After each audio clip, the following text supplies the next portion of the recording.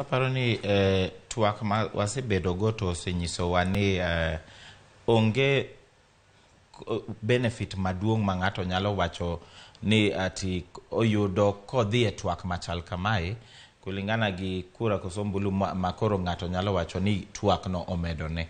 Nikech pok wayudo kata ka nitie service moko ma nyalo nyisowa kaka waneno e pinje maoko kaka Amerika ma ka ji osetieko gi twak, iyudo ni koro nitie scientific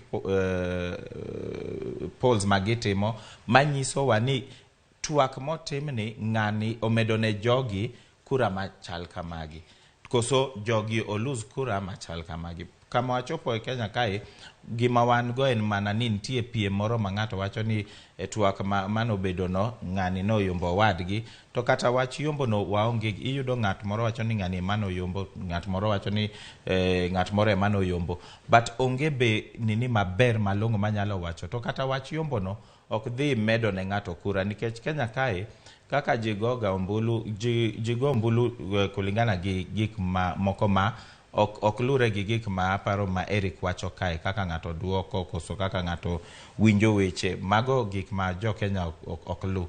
Nikech jo Kenya kae luwo wach kabila, jo Kenya kae luwo wach pesa, ng'amo miyi pesa, jo Kenya kae luwo wach wat. Nitie gik mang'eny ma ok lingana gi gik ma ng'ato nyalo yudo kiketo twak. But mano ok nyiswa ni kik wadhi mbele gi wach loso twak kaka wa organize ni, nikech pod kaka wadhi mbele ji koro pod nono jogi, to pod wan gi hope ni wabro chopo kama koro twak machal kamagi nyalo medo ne ng'ato koro kura.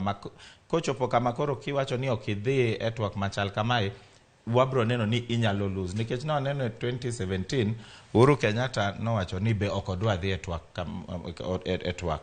William Ruto be nowacho kamano. To pod ne neno ni kaka jo IBC nolando gine mane gi yombo. Kata ka nitie wach mane ji wacho ni maybe ne nitie kuo koso gik machal kamago, pod ka waweyo mago pod gine mane gi yombo. Koro kata sani eme iwinjo ka Raila Odinga gi joge wacho ni kata koko dhi onge gimo dhi lose, nikech ng'ama nosepango ni odhi support Raila Odinga e wach go ombulu pod bro gone Raila Odinga mbulu. Ng'ama ne dhi gone William Ruto pod bro gone William Ruto kata kodhi e twak kata koko dhi e twak. To mano e gima pod waneno wach Rigathi Gachagua gi Martha Karua. Bang' twak mane gibedo go, onge change malong'o ma waneno, nikech ka ng'ato wacho ni maybe Rigathi Gachagua notimo maber e wach twak no, onge kura ma waseneno koso support maduong' mawuoke twak mano bedo organize no. Koso ka en Martha Karua, ka ji wacho ni Martha Karua be no perform maber.